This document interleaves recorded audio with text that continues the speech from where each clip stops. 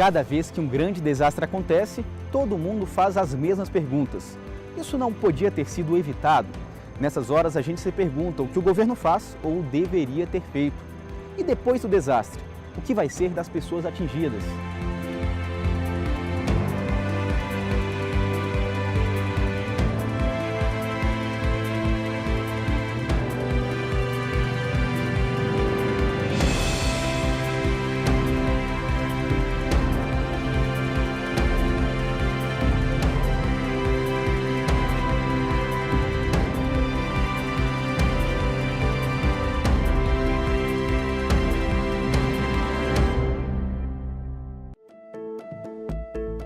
Existem dois tipos mais comuns de desastres no Brasil. Primeiro, vem aqueles que são causados por eventos da natureza que se repetem, como as secas ou enchentes. O outro tipo são desastres tecnológicos, que acontecem por causa do crescimento desordenado de cidades e indústrias. Mas se a gente conhece bem as causas desse problema, por que as catástrofes continuam acontecendo? Nos últimos anos, o governo tem se mobilizado cada vez mais para, junto com a sociedade, enfrentar perigos como esses, agindo antes, durante e depois dos desastres. No Eu Fiscalizo de hoje, você vai conhecer de perto esse trabalho e descobrir como o Tribunal de Contas da União é um parceiro importante nesse debate. Um ano e meio depois do maior desastre ambiental do Brasil, o Eu Fiscalizo foi a Mariana, Minas Gerais.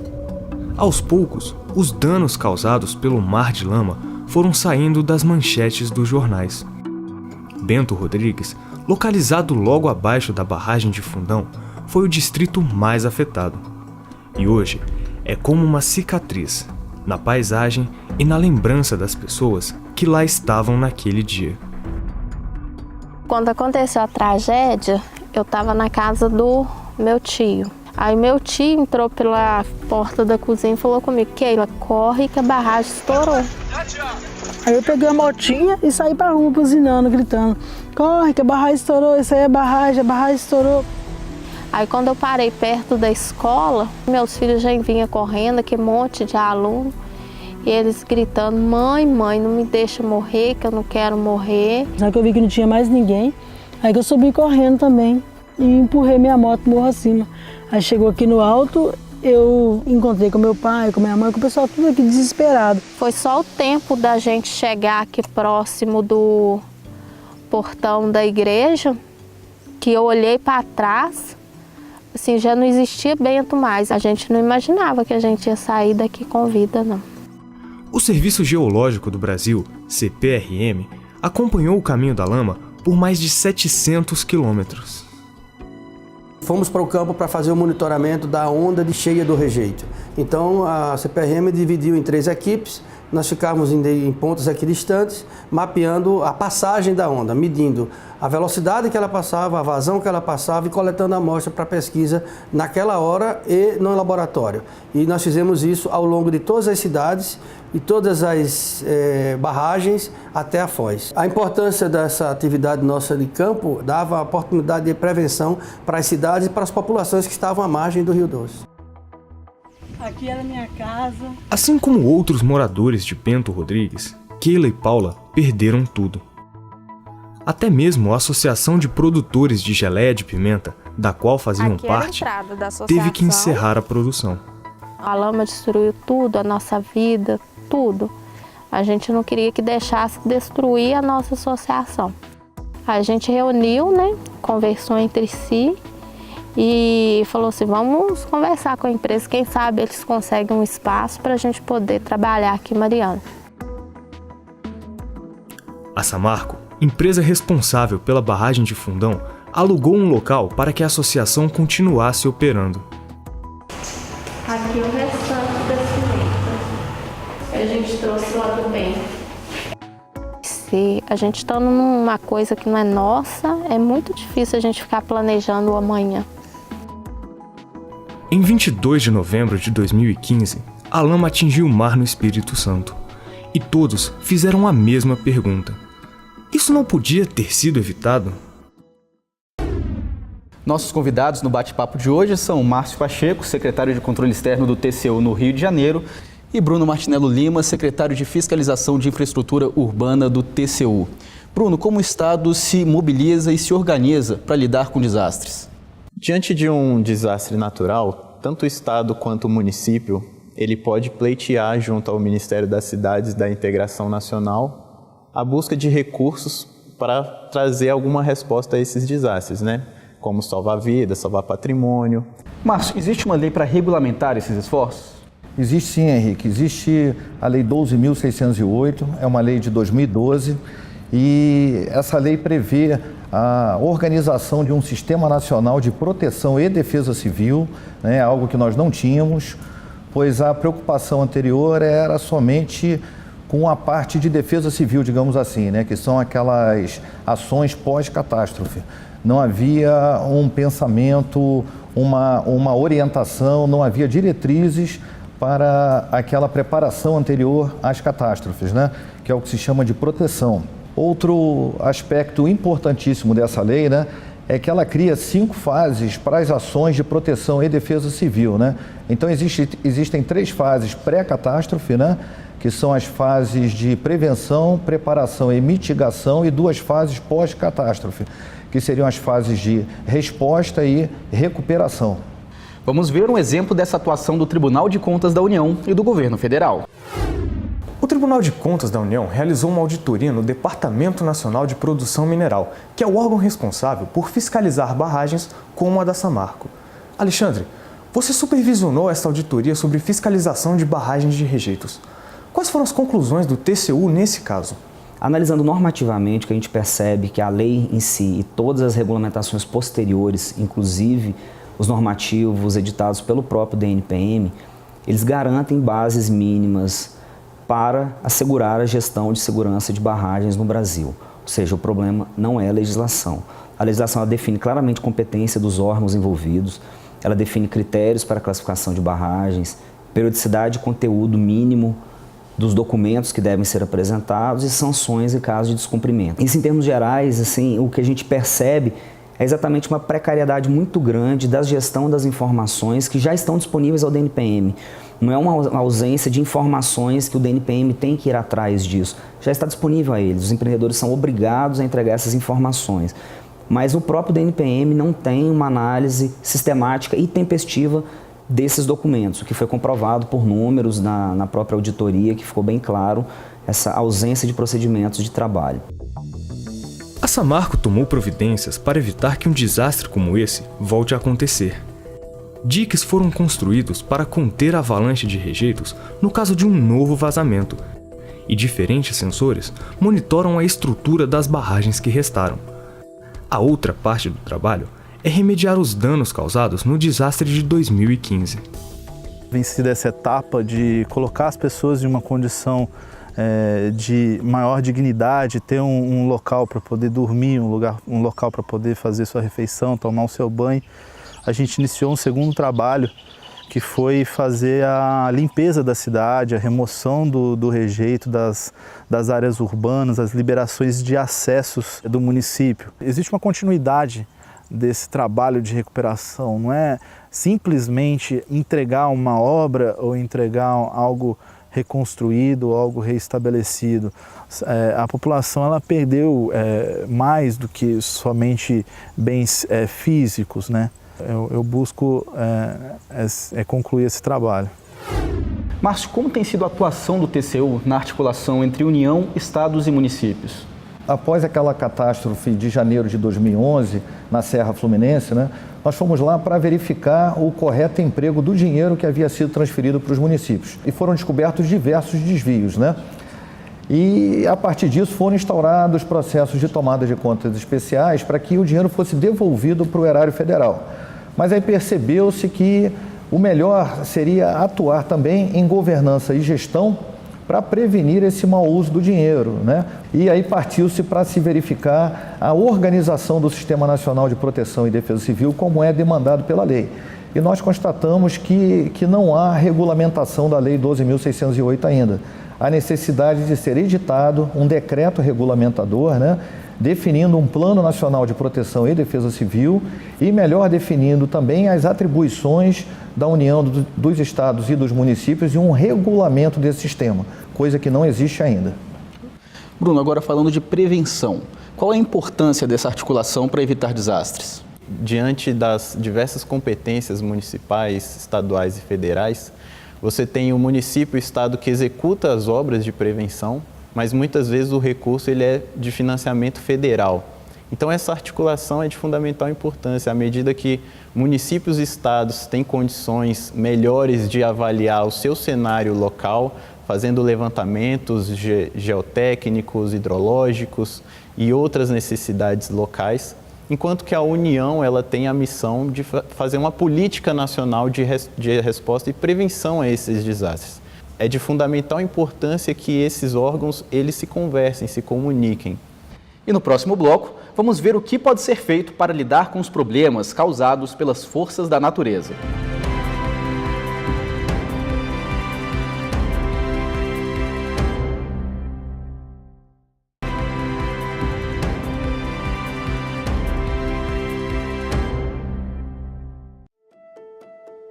No bloco anterior, vimos a história de um desastre causado por falhas técnicas. Outro tipo de desastre comum no Brasil são enchentes e deslizamentos de terra, frequentes no sul e no sudeste do país durante a estação das chuvas. Atualmente, 821 municípios brasileiros têm áreas de risco geológico alto ou muito alto, segundo o Serviço Geológico do Brasil. A lei que institui a Política Nacional de Proteção e Defesa Civil prevê a necessidade de se realizar mapeamentos das áreas com risco de desastre em nível nacional e municipal. Márcio, em que medida esse trabalho tem sido realizado? A lei prevê que para os municípios mais suscetíveis às catástrofes climáticas, né, a essas catástrofes geológicas e hidrológicas, várias ações têm que ser tomadas.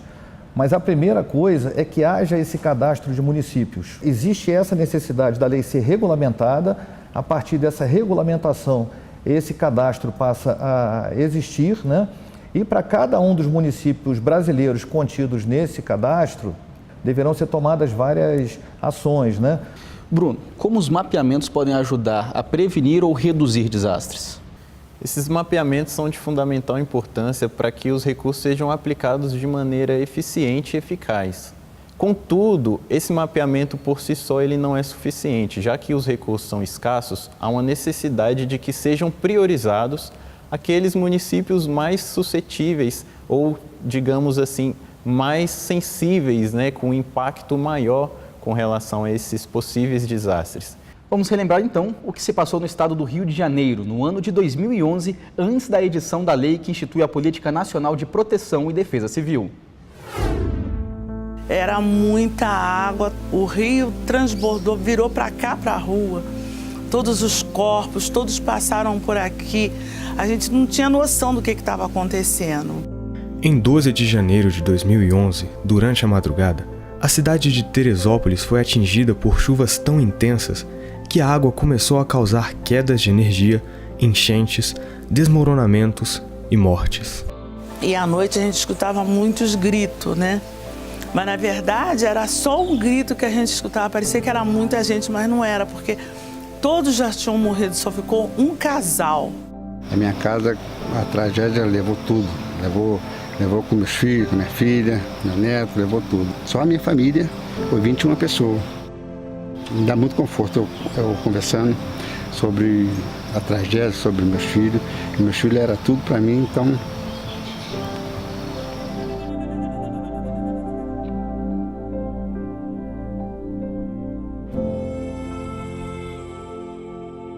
Essas chuvas deixaram todas as forças de reação do município e do estado completamente de mãos amarradas. E todos nós ficamos sem luz, sem comunicação, sem telefone, ilhados, várias ruas com mais de 1,5 metro, 2 metros de água em algumas. Então a gente saía com viatura, saía com carro de casa para tentar ir para o quartel para ajudar. Eu não conseguia chegar no quartel, saía com a viatura, não conseguia chegar no local de socorro. E foi bem diferente, bem atípico, bem difícil o trabalho nessa noite. Foi diante desse cenário que as forças da Defesa Civil se mobilizaram para reagir. A primeira resposta é o resgate das vítimas dos sobreviventes. Tá? As pessoas ilhadas, as pessoas nos telhados das casas, nos muros, porque as duas principais ocorrências foram as inundações, né? E os deslizamentos. Teresópolis está entre os municípios classificados pelo Departamento de Recursos Minerais do Estado do Rio como de alto risco para desastres. Outros municípios assim classificados, como Nova Friburgo e Petrópolis, também foram atingidos por desmoronamentos altamente destrutivos nessa mesma noite. Márcio, o que o TCU pôde observar durante a fiscalização do repasse desses recursos para Teresópolis? Uma das principais constatações foi a deficiência que os municípios possuem para fazer projetos. Ainda estão nos cofres da Caixa Econômica Federal cerca de 330 milhões, aguardando que os projetos sejam melhorados. Enquanto isso, a Caixa não vai liberar dinheiro para a continuidade das obras. E são obras importantíssimas. Todo esse problema advém das falhas dos projetos básicos iniciais. Esse dinheiro está parado desde 2011. Na segunda parte da nossa reportagem, vamos ver até que ponto Teresópolis já conseguiu se recuperar da tragédia de 2011. 6 anos se passaram e muita coisa foi reconstruída. Mas até hoje, existem lugares em Teresópolis com marcas deixadas pelas enchentes e deslizamentos. Esse bairro aqui foi muito atingido porque bateram várias trombas d'água. Existiam casas do lado de cá e de lá. Então, e quando houve essa intensidade tão grande de água, de chuva, foi arrastando tudo. O que falta um pouco é tirar as casas que não podem mais ter na localidade, que estão interditadas, se estão interditadas, tirar. No bairro aqui da Posse, muitos imóveis foram indenizados e as pessoas saíram. Outros não foram indenizados, estão aguardando até hoje. E como falta a fiscalização, algumas pessoas, infelizmente, estão voltando para os locais perigosos. Construir em áreas como estas é uma atividade bem arriscada por conta do próprio relevo, né? As pessoas, quando fazem as construções, elas fazem os cortes errados e irregulares no talude do morro, fazem aterros de lançamento e a fundação fica completamente comprometida. No caso da Defesa Civil, o nosso trabalho é de conscientização quanto ao risco. A gente chega na comunidade, conscientiza e mostra o risco que existe em continuar morando naquela residência. Medidas foram tomadas. Atualmente, um sistema de alerta sonoro avisa os moradores sempre que aparece a possibilidade de acontecerem chuvas fortes. O problema é que nem sempre a mensagem é ouvida. Esse barulho que vocês estão ouvindo é da sirene da Defesa Civil. Todo dia 10 a gente tem o teste da Defesa Civil na comunidade, né? Para fazer o teste do simulado de alarme, caso venha chover, os moradores têm que sair das suas casas. Só que quando toca a sirene, o pessoal não sai. Nós entendemos que em algumas localidades não há adesão total das pessoas nos chamados da Defesa Civil, no aviso das sirenes. Acredito que tenha um pouco de descrença de parte da população, né? Aquela velha história de comigo não vai acontecer. Mas o que a gente observa na maior parte das comunidades que realmente tem algum risco, eles respondem, vão para o ponto de apoio. Quando chegam no ponto de apoio, recebem o apoio da Secretaria de Defesa Civil e da Secretaria de Desenvolvimento Social.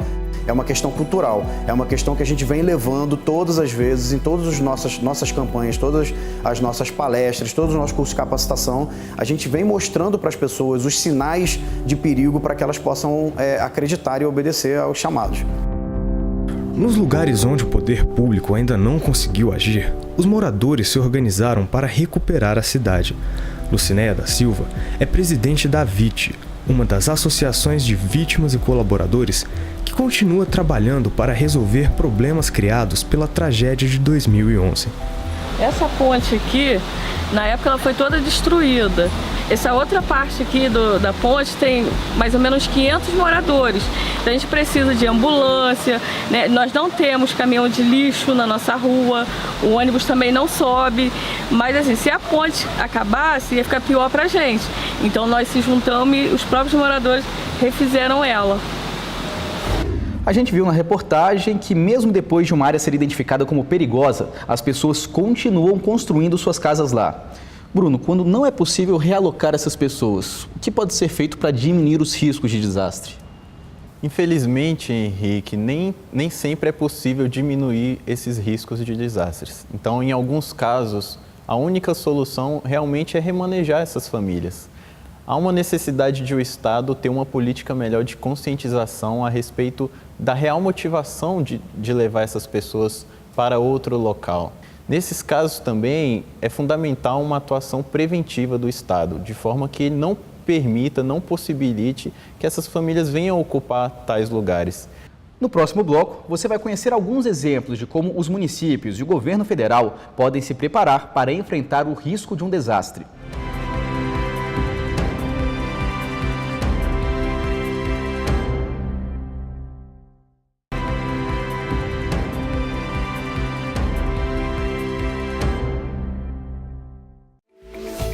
No bloco anterior, nós vimos como a União pode ajudar os municípios durante uma situação de emergência e como o uso do solo em uma região pode aumentar ou diminuir os riscos de desastres. Agora uma pergunta para os dois. Eu queria saber quais vocês acham que são os principais desafios do governo federal para os próximos anos. Eu penso, Henrique, que uma ação prioritária a ser feita de imediato, seria organizar realmente esse Sistema Nacional de Proteção e Defesa Civil como está estabelecido na Lei 12.608. Eu acho que seria um grande avanço. E o outro desafio, que é um grande desafio, seria realocar essas famílias que estão nas áreas mais suscetíveis a esses riscos hidrológicos e geológicos, famílias que vão ter que sair porque não há a mínima possibilidade de fazer obras de prevenção onde elas habitam. No Rio de Janeiro são cerca de 40 mil pessoas que estão nessas condições de extremo risco. Se aquela chuva que caiu em 2011, se ela fosse 4 quilômetros para leste, no lugar de 1.000 pessoas mortas, seriam 11 mil pessoas mortas. Primeiro, com relação a fomentar uma política de planejamento urbano e ocupação do solo ordenada, de forma que os municípios eles se planejem, façam planos diretores que mostrem para onde as cidades irão crescer, como elas irão crescer. E, de outro lado, como as políticas públicas elas devem ser integradas. E assim as cidades elas cresçam de uma forma harmônica, impedindo que essas famílias realmente venham a se instalar em locais indevidos e que a cidade venha a crescer de uma forma desordenada, o que acaba gerando lá na frente uma situação de risco propícia a desastres. Na reportagem a seguir, vamos ver como algumas dessas questões têm sido postas em prática. A Defesa Civil de Teresópolis está sempre atenta para evitar novas tragédias. No Centro de Monitoramento e Comunicação, informações meteorológicas da região são analisadas em busca de sinais que podem indicar algum perigo. Nós sabemos se ela vai ser uma chuva muito forte e poderá causar danos, acompanhando o nível que são registrados nos pluviômetros que nós temos em todo o município. E quando o nível destes pluviômetros atingem aqueles níveis mostrados no protocolo, nós acionamos então os alertas e alarmes para poder avisar a população da chegada dessa chuva forte, que poderá causar problemas nas encostas, problemas de transbordo de rios. São diversas ameaças que nós lidamos. A meta é garantir que as informações mais importantes estejam sempre ao alcance da sociedade. Agora, os moradores podem receber boletins e alertas por SMS ou baixar o aplicativo móvel da Defesa Civil, o Alertas DCT. Nesse aplicativo, nós procuramos disponibilizar todos os recursos que nós usamos aqui no nosso centro de monitoramento. Eles recebem os nossos alertas e alarmes, eles conseguem enviar informações para nós através do aplicativo e mesmo que este aplicativo esteja desligado, mas instalado no telefone, eles recebem os nossos alertas através da área de trabalho do celular, smartphone, funcionando em todas as plataformas. Toda vez que nós atuamos emitindo um alerta, um alarme, eu tenho certeza que a gente está ajudando a salvar vidas. A vida é a coisa mais importante que o ser humano possui, é a coisa mais importante que nós temos. Segundo a Organização das Nações Unidas, mais de 90 milhões de pessoas em 2015 foram atingidas por catástrofes naturais. E as mudanças climáticas dos últimos anos podem tornar esse quadro ainda pior. Do ponto de vista geológico, é muito provável que a intervenção das mudanças climáticas na geografia, no físico, nas áreas de ocupação populacional, com certeza vai haver alteração. O Serviço Geológico do Brasil quer estar pronto para esse desafio e conta com a ajuda de parceiros mais experientes. No projeto GIDES, especialistas brasileiros e japoneses têm trocado conhecimentos desde julho de 2013 sobre como gerir melhor os riscos de desastres. A ideia era desenvolver esta metodologia no Brasil, aprimorá-la no Brasil, trazendo ela para ser aplicada nos trópicos e unificar o trabalho de todos os agentes, os atores que trabalham com o desastre natural. Isso foi perfeitamente possível, nós estamos avançando muito, está terminando agora, isso se deu em 2013. A CPRM já mandou para o Japão 10 técnicos, ao todo o governo brasileiro mandou 95 técnicos, então tem sido um programa de sucesso. Agora eu queria saber de vocês dois como a população pode ajudar o Estado na prevenção e no combate aos desastres. Olha, Henrique, muito é demandado dos governos, né, para que eles se organizem, para que eles se estruturem, para que eles invistam, né, em obras de prevenção, mas é muito importante também que a população, que ela participe dos treinamentos, né? Então, quando são tocados aqueles alarmes, que a população leve esse treinamento a sério e que ela participe, né? De um lado, você tem o Estado que realmente precisa agir, precisa investir, precisa trazer obras com relação à prevenção e combate aos desastres, mas de outro é fundamental a participação da população e ela se dá no dia a dia. Muitas vezes a população ela não está conscientizada ou pelo menos ela não tem atuado de forma que ela deveria, né, com respeito à ocupação do solo, com grilagem, com invasão de encostas, por exemplo, invasões de morros, onde há um risco de deslizamento. Muitas vezes há o despejo de esgoto sanitário ao céu aberto, de lixo nas margens dos rios, e tudo isso vem contribuir com a ocorrência dos desastres. E que outras ações o TCU tem tomado nesse sentido? O TCU, ele participou ativamente da elaboração da Lei 12.608, né? Houve um grupo do TCU trabalhando em conjunto com técnicos do Ministério da Integração Nacional, fornecendo subsídios, fornecendo sugestões para a elaboração dessa Lei 12.608 de 2012. E outra coisa importantíssima também, foram 3 seminários nacionais que o TCU conduziu, né? Em que foram convidados todos os agentes que atuam no Sistema Nacional de Proteção e Defesa Civil, tanto dirigentes estaduais, quanto dirigentes municipais, quanto os dirigentes do Ministério das Cidades e do Ministério da Integração. Muito obrigado aos nossos convidados pela presença e pela discussão valiosa. O Eu Fiscalizo de hoje vai ficando por aqui, mas a gente se encontra de novo no mês que vem. Até lá!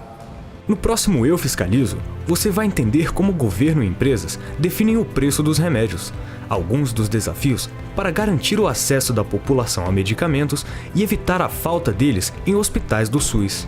Até lá!